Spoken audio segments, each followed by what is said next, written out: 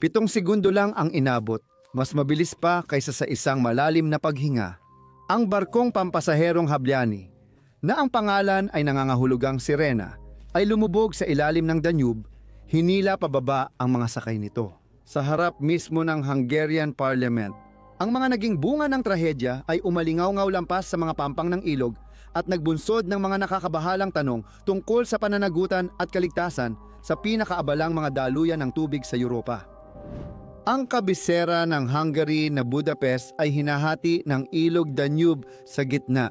Sa totoo, 2 lungsod ito, ang makasaysayang burol ng Buda sa isang panig at malalawak na boulevard ng Pest sa kabila. Abala ang ilog sa mga sasakyang pandagat araw-gabi, mula sightseeing boat hanggang malalaking floating hotel na nag-aalok sa turista ng tanaw ng nagniningning na lungsod mula sa tubig. Noong Mayo 29, 2019 nagdala ang isang bagyo ng malakas na ulan sa lugar buong araw. Dahil dito, mas mataas at mas mabilis ang tubig sa Danube, umaabot sa 4,000 4,500 cubic meters bawat segundo, halos doble ng normal. Pagsapit ng gabing iyon, habang humuhupa ang ulan, mas naging abala at masikip ang ilang bahagi ng ilog. Nag-uunahang dumaan at magpwesto sa ilog ang mga sasakyang pandagat. Kabilang sa mga barkong iyon, ang Habliani o Sirena at ang Viking Sigan. Hindi sila maaaring maging mas magkaiba pa. Ang Habliani o Sirena ay isang maliit na barkong pampasahero na itinayo noong 1949 sa Unyong Soviet sa Kherson Shipbuilding and Ship Repair Plant sa kasalukuyang Ukraine. Isa siyang 50 toneladang Moskvich type na motorisadong barkong pampasahero na may sukat na 27 metro ang haba at 5 metro ang lapad. Pinatakbo ito ng Panorama Deck Limited mula 2,003 bilang isang sightseeing boat para sa mga turista at pribadong okasyon. Sa timon ng Habliani noong gabing iyon ay si Kapitan Laszlo Lombos, isang komandante ng barko na may halos 40 taon ng karanasan. Ayon sa kanyang mga kasamahan, si Laszlo ay may napakagandang record. Kasama niya ang isa pang batikang mandaragat, si Janos Petau na 53 taong gulang.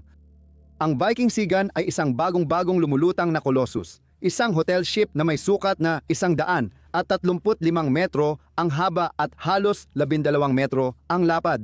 Halos 5 beses itong mas mahaba at higit 2 beses na mas malapad kaysa sa Habliani. Sa bigat na higit 2,500 tonelada, higit 50 beses ang bigat nito kumpara sa mas maliit na barko. Ang Viking Sigan, pinamumunuan ni Kapitan Yuri Chaplinsky ng Ukraine, ay bumiyahe mula Budapest papuntang Passau, Germany. Sakay nito ay may 7 miyembro ng tripulante, 43 staff ng hotel at 184 na pasahero. Sa paglubog ng araw sa Budapest noong Mayo 20, 2019, naghanda ang 2 barko na maglayag sa Danube. Noong 2020, nagsimula ang Habliani ng 1 oras na cruise kasama ang 3 turistang South Korean at 2 Hungarian na tripulante. Karamihan sa mga Koreano ay naglalakbay kasama ang kanilang mga pamilya. Ang bunsong pasahero ay 6 na taon at ang pinakamatanda ay 71. Kasama nila si Kim Jong-mi, ang kanyang kapatid na babae, kapatid na lalaki, at anak na si Yunara. Alas 8:47 ng gabi matapos maglayag pababa ng ilog papuntang downtown. Ang Habliani ay lumiko sa ilalim ng Széchenyi Chain Bridge at sinimulan ang pagbabalik nito papunta sa pwesto nito sa Jazai Marie Square. Halos kasabay nito, ang Viking Sigan ay umaalis paakyat ng ilog mula sa isang pantalan sa kaliwang pampang, lampas lang ng Chain Bridge. Sinimula ng barko ang biyahe sa kaliwang pampang sa bilis na 2 kilometro kada oras. Sinabi ni Kapitan Chaplinsky na dahan-dahan siyang naglayag para makita ng mga pasahero ang magandang gusali ng Hungarian Parliament habang papalapit sila. Mabagal ito para sa Habliani, 8:56 ng gabi. Naabutan nila ang mabagal na Viking Sigan kaya nagpasya silang mag-overtake. Dumaan sa kaliwa ang mas malaking barko habang tumutunog ng signal. Pagkatapos, mabilis na lumusot ang mas maliit na barko sa unahan ng lumulutang na hotel. Matapos dumaan sa gusali ng parlamento, binilisan ng Viking Sigan ang takbo at nagplano ng rutang dadaan sa ilalim ng Margaret Bridge. Sa hindi malamang dahilan, hindi pinaalam ni Kapitan Chaplinsky sa Hobliani na malapit na niya itong lagpasan o tumunog man lang ng kahit anong signal. Bandang 9:00 ng gabi, habang hindi namamalayan, nilalampasan ng Viking Sigan at gumalaw din ang Hobliani para dumaan sa ilalim ng tulay. Nang 170 metro na lang ang layo mula sa mas malaking barko, ang Hobliani ay lumipat mula kanan papuntang kaliwa ng hotel vessel. Nasa daraanan na ngayon ito ng Viking Sigan. Wala pa ring alam si Kapitan Chaplinsky sa mas maliit na barko, kaya pinabilis pa niya ang kanyang barko hanggang halos 12 kilometro bawat oras. Bago pa makarating sa tulay, mas mabilis ito kaysa sa Hobliani. At habang papalapit sila sa Margaret Bridge, unti-unti nang naglalapit ang dalawa. Sabay silang nakarating sa tulay. 5 minuto pagkatapos ng 9:00 ng gabi at 35 segundo si Yang Mi at ang kanyang pamilya ay nakaupo sa likod ng Hobliani. Biglang sumigaw ang kanyang kapatid. Kaya lumingon si Yang Mi at tumingin sa mata ng isa pang pasahero. Pero hindi iyon mga mata ng isang tao sa Hobliani. Mga mata iyon ng isang taong naglalakbay sa Viking Sigan. Noong oras na iyon, ang mas malaking barko na bumibiyahe ng 30 o 14 kilometro kada oras ay bumangga sa hulihan ng Hobliani. Pagkatapos, nangyari ang lahat ng napakabilis na mas matagal pa ang ating paliwanag kaysa sa mismong trahedya. Nagkaroon ng 2 malalakas na pagyanig. Una, nagsalpukan ang mga barko at pinaikot ang Hobliani. Pangalawa, gumulong ang Viking Sigan sa mas maliit na sasakyan at tinulak ito sa ilalim ng tubig. Hindi lang ang pagkakaiba ng bilis ang naging sanhi ng takot, kundi isang bagay na tinatawag na Bernoulli Principle. Kapag mas mabilis gumalaw ang likido sa pagitan ng 2 barko, nagkakaroon ng mas mababang presyon. Samantalang mas mataas ang presyon kapag mas mabagal ang likido gaya sa ilalim ng mga bangka. Hinila pababa ng tubig ang mas maliit na sasakyang pandagat, lalo pang pinahirap ng malakas na agos noon. Ang buong trahedya ay tumagal lamang ng 7 segundo. 7 segundo lang ang oras na mayroon ang mga pasahero at tripulante para tumugon sa nagaganap na sakuna. Karamihan sa mga pasahero ay nasa loob ng kabina dahil sa ulan. Isang nakaligtas ang nagkwento kalaunan na marahil mga 20 tao lang ang nasa labas sa deck. Kasama sina Yongmi at pamilya niya na nahulog mula sa lumulubog na barko papuntang ilog. Pagkatapos ng 7 segundo, puro kaguluhan na ang sumunod na mga sandali. Sabi ni Zoltan Tolny, isa pang kapitan ng barko na nagtrabaho noon sa ilog, walang emergency signal na naipadala sa anumang radio channel ng barko. Ang barkong Mahartpas Navy Event, Budapest, ang unang nakapansin na may nangyaring masama at mula sa barkong iyon, unang narinig ang babalang taong nahulog sa tubig. Nagsagawa ng stop maneuver ang Viking Sigan. Ngunit dahil mas delikado kung mananatili ang barko sa pagitan ng mga haligi ng tulay, naglayag ito paakyat ng ilog sa ilalim ng Margaret Bridge bago tuluyang huminto. Habang lumalayo sila, naghagis ng life ring ang crew at sinimulang sagipin ng lifeboat ang mga taong nahulog sa ilog. Napansin ni Yang Mi ang life ring at sinabi, "Natakot ako sa tubig kasi hindi ako marunong lumangoy." Kaya dali-dali siyang kumapit sa kahit anong mahawakan niya hanggang sa makuha niya ang isang life ring at naghintay ng saklolo. 9:00 ng umaga at 9 na minuto, 4 na minuto matapos ang banggaan, iniulat ng kapitan ng Viking Sigan ang insidente sa NAVINFO radio station. Naabisuhan lang ang Police Activity Management Center tungkol sa aksidente 9:15 ng umaga matapos silang tawagan ng sibilyan. Pagkatanggap ng ulat mula sa sibilyan, nagpadala ang National Ambulance Service ng 14 na ambulansya sa insidente. Dumating ang unang bangka ng Danube Water Police ng 20-25 minuto matapos ang banggaan at nag-utos ng pagsara ng nabigasyon sa pagitan ng Margaret Bridge at Elizabeth Bridge. Noong mga oras na yon, bumagsak na ang dilim, muling lumakas ang ulan na nagpalakas pa lalo sa agos ng Danube at malamig ang panahon. Ang tubig ay 10 to 12 degrees Celsius, sapat na lamig para magdulot ng hypothermia sa ilang minuto. Sa simula, nagtuon sila sa aksidente sa ilalim ng tulay. Nailigtas si Yang Mi, ngunit hindi niya alam ang kinaroroonan ng pamilya niya. Mabuti na lang, ligtas ang anak niyang babae. Habang nagbabanggaan, tumalbog si Nara sa mga mesa at upuan sa deck habang sinusubukang makaahon. Kung hindi dahil sa isa pang nakaligtas na sumisigaw sa kanya na magsimulang lumangoy, baka hindi siya nakaligtas. Bago maghating gabi, pinalawak ang paghahanap sa buong bahagi ng ilog sa ibaba ng Budapest. 7 tao ang nailigtas malapit sa pinangyarihan at dinala sa ospital na may bahagyang sugat at sintomas ng hypothermia. Sa press conference na ginanap ilang sandali matapos ang hating gabi kinabukasan, kinumpirma nila ang 7 nasawi habang 16 na tao pa ang nawawala. Kabilang sa kanila ang kapatid na lalaki at babae ni Yang Mi. Agad na nagkaroon ng international na dimensyon ang trahedya.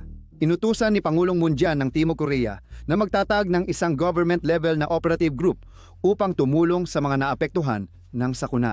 Personal na nagpunta si Foreign Minister Kang Kyung-hwa sa Budapest upang alamin mismo kung ano talaga ang nangyari. Kailangan nilang iangat ang Hobliani, pero hindi iyon madali. Gagana lang ang floating crane kapag bumaba ang taas ng tubig, kaya kinailangan nilang hintayin tumigil ang ulan at humupa ang ilog. Kinuwenta ng mga inhinyero sa Universidad ng Teknolohiya at Economics ng Budapest na 4 na wire rope strap ang kailangan para maiangat ang Hobliani. Isa sa unahan, 2 sa gitna sa ilalim ng engine room kung saan pinakamalaking posibilidad na mabali sa 2 ang barko at isa sa ilalim ng hulihan. Noong Hunyo 11, 2019 alas 6 ng umaga, nagsimula ang pag-angat sa Hobliani. Pagsapit ng alas 8:30 ng umaga, 4 na bangkay na ang natagpuan. Una ay si Kapitan Laszlo Lombos na inangat mula sa tulay ng kapitan. Kalaunan, nakita rin nila ang batang babae na naglalakbay kasama ang kanyang ina sa barko. Mas marami pa ang natagpuan sa loob ng barko. Nakipaglaban ang mga diver sa mga sira at nakataob na kagamitan para mailagay ang mga pump na kukuha ng tubig. Iniwan silang may 80 sentimetro ng putik na puno ng mga bangkay ng natitirang nawawalang mga pasahero. Matapos ang operasyon ng pagsagip, hinila ang Hobliani sa barge papuntang Chebel, kung saan nagpatuloy ang investigasyon ng pulisya. Matapos ang 24 na oras mula sa trahedya, sinabi ng pulisya na pinaghihinalaan nila si Kapitan Chaplinsky. Dinala siya bilang isang suspek at pagkatapos ay ikinulong. Itinanggi ng kapitan ng Ukraine na lumabag siya sa patakaran o gumawa ng krimen. Ayon kay Balas M. Tot, isa sa kanyang legal na kinatawan, 44 na taon ng komandante ng barko ang lalaki at wala pang naging aksidente. Ngunit lumabas na nagawa na ito noon ni Kapitan Chaplinsky. Noong Abril ng taong iyon, siya ang nagkokomanda ng isa pang hotel ship, ang Viking Eden, nang bumangga ito sa isang oil tanker sa Netherlands. Lumabas na nag-delete siya agad ng mga mensahe sa kanyang telepono matapos ang insidente. Isang napakakahina-hinalang kilos. Noong Setyembre 8, 2020 nagsimula ang paglilitis kay Hobliani. Kinasuhan ng prosekusyon ang kapitan dahil sa paglalagay sa panganib ng transportasyong pantubig, kapabayaan na nagdulot ng mass casualty incident at 35 bilang ng hindi pagtulong. Sa korte, sinabi ni Chaplinsky na hindi siya magbibigay ng bagong pahayag at tumanggi siyang sumagot sa mga tanong. Ayon sa kapitan, nadaanan ng mas maliit na barko ang Viking Sigan mula kanan. Ngunit hindi niya ito natutukan dahil abala siya sa pagdaan sa ilalim ng tulay. Pero kinontra ng mga eksperto ang ilang sinabi ng kapitan. Ayon sa eksperto, ang Viking Sigan ang siyang lumampas sa Hobliani mula sa kaliwa, hindi mula sa kanan. Ibig sabihin, hindi talaga matitiyak ng kapitan kung sapat ang espasyo niya para lampasan ang Hobliani. Kung hindi niya pinabilis sa 11 kilometro kada oras ang takbo, sana ay naiwasan ang aksidente. Tugma ito sa salaysay ng ilang mga nakaligtas, kabilang sina Kim Seong-mi at Yon Nara. Noong Setyembre 26, 2023, hinatulan ng PES Central District Court ang kapitan ng 5 taon at kalahating pagkakakulong sa unang pagdinig. Ngunit ito ay pinawalang bisa ng Budapest Metropolitan Court noong Enero 15, 2024 na nagsabing may kinikilingan ang hukuman. Hanggang ngayon, ang trahedya ng barko sa Budapest noong 2019 ang pinakamalalang trahedya sa kasaysayan ng Danube sa Budapest. Nakakagimbal ang bilang ng mga nasawi. 27 ang nasawi, kabilang ang 25 na pasaherong Koreano at 2 Hungarian na tripulante ng barko, habang may isa pang nawawala kahit na malawakang paghahanap ang isinagawa. Matapos ang aksidente, Naapektuhan ang turismo ng mga bangka sa Hungary at karamihan sa mga turistang Koreano ay agad umalis ng bansa. Marami pa ang nagkansela ng pamamasyal at water tour na nagdulot ng malaking pagkalugi. Nagpanawagan ang trahedya ng mas mahigpit na ahakbang sa kaligtasan sa Danube. Ilang mga panukala ang inilatag, kabilang ang pagbabawas ng trapiko ng mga barko, pagbabawal o paghihigpit sa paggalaw ng mga hotel ship at pagpapabuti ng komunikasyon sa ilog. Ang trahedya ng barko sa Budapest noong 2019 ay paalala kung gaano kabilis mangyari ang sakuna, kahit sa magagandang tanawin. Sa loob lamang ng 7 segundo, nawala ang buhay ng 27 katao, nagkawatak-watak ang mga pamilya, at ang tahimik na tubig ng Danube ay naging isang libingan. Kung nahanap mong interesante ang video na ito, paki-subscribe na lang. Malaking tulong ito.